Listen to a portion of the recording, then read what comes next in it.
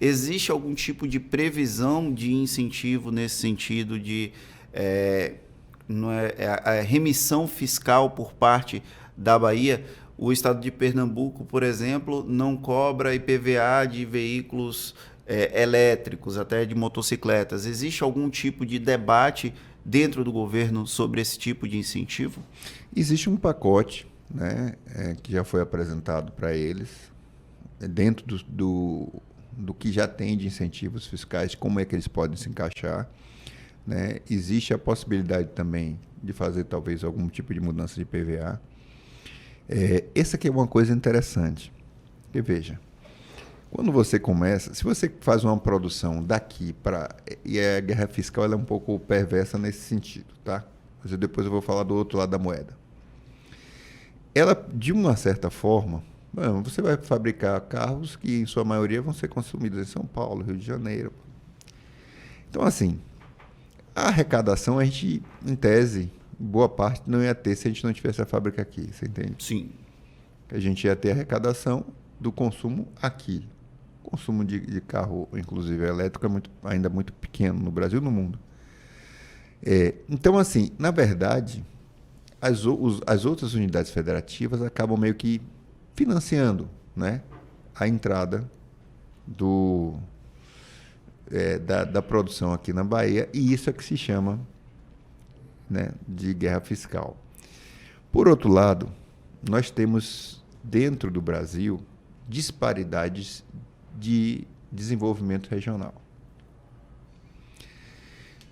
E não existe uma política pública de desenvolvimento que seja efetiva. A Sudene não é? Pronto. Foram criadas a Sudene, a Sudeco, a Sudan, o Banco do Nordeste, o Banco da Amazônia. E, no caso do Centro-Oeste, quem gerencia recursos é o Banco do Brasil. Mas você tem... Foram criadas estruturas, e acho que muitos que acompanham a economia, né, eu não estou nem falando da população em geral que não acompanha isso, nem precisa, nem não está no seu dia a dia. Mas para muitos, até como eu, né, que sou economista e acompanho, e essa é minha área de trabalho, mas muita gente não sabe, por exemplo, que existe a necessidade de ter, por lei, um plano de desenvolvimento regional. Né? E que esse plano, ninguém sabe, porque ninguém sabe se é bom, se é ruim. Não, na prática, você não tem uma ação integrada, coordenada de desenvolvimento regional. E essa ausência do Estado brasileiro, porque a Sudene, a Sudeco, essas instituições, elas foram criadas num momento onde existia uma efetiva vontade política nacional de desenvolvimento e onde a disparidade, né, era tão grande que acumulava, né, muita imigração, muita saída de nordestino. A situação no Sudeste foi ficando muito difícil. Não sei se vocês sabem, mas a criação da Sudene, ela aconteceu mais até por um apoio e iniciativa da região Sudeste, da região Sul, contra, inclusive, oligarquias que tinham no Nordeste. Né? Celso Furtado. Foi Celso Furtado que puxou. Então, tinha aquele movimento de desenvolvimento. Isso foi se perdendo um pouco. Hoje, eu diria que a gente tem estruturas de governança que poderiam ser reativadas, né? Que poderiam prestar esse papel. E, com a vinda da reforma da reforma fiscal, da reforma tributária... Uma eterna promessa. Mas eu acho... Dessa vez sai? Se tem... desde quando eu acompanho, nunca foi tão forte a perspectiva de aprovar.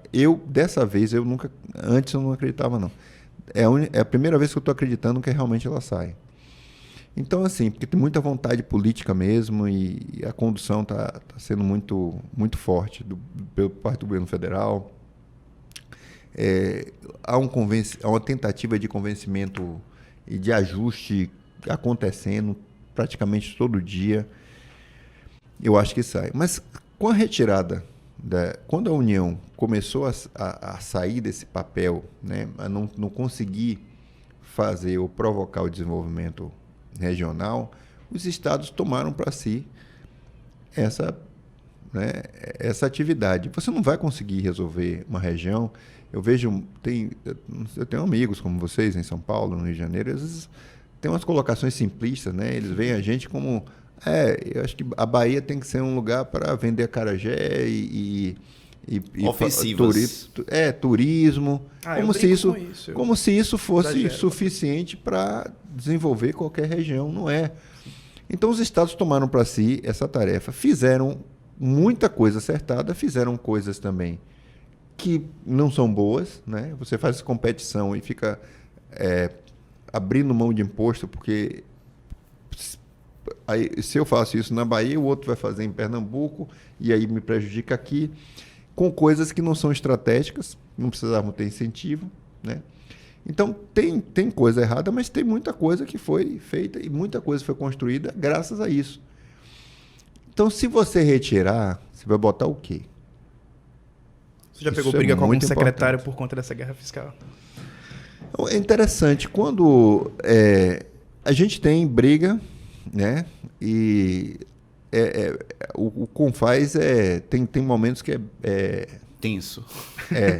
fecha a porta, não deixa a imprensa sair, chegar porque o Confaz é meio tenso mesmo,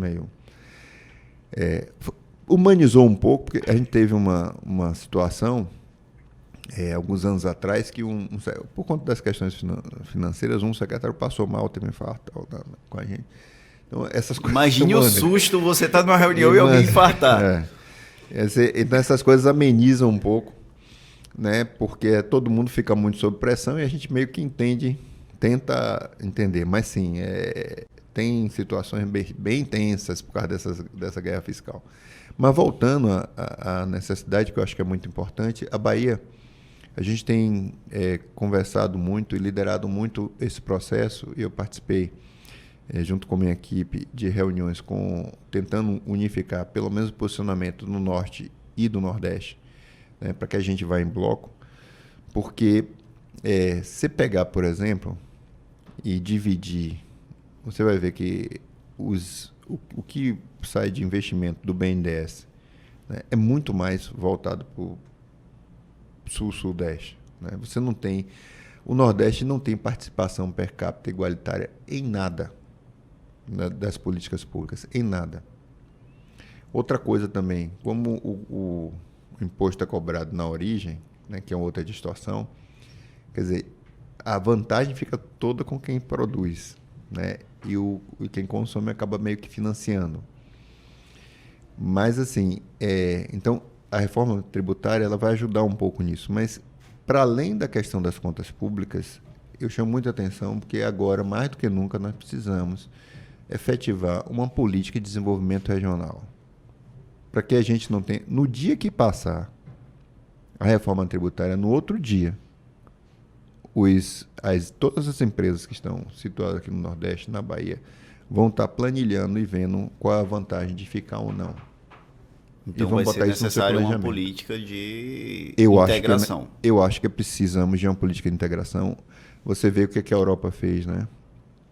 Pegou e investiu maciçamente em Portugal, na Grécia. Quer dizer, você tem uma atuação para deixar todo mundo mais ou menos no mesmo nível. A gente não pode deixar de fazer isso dentro do Brasil, né? A política é essa. A gente tem que inserir essas pessoas no mercado consumidor. Então, assim, isso vai acabar dando um pouco de atrito.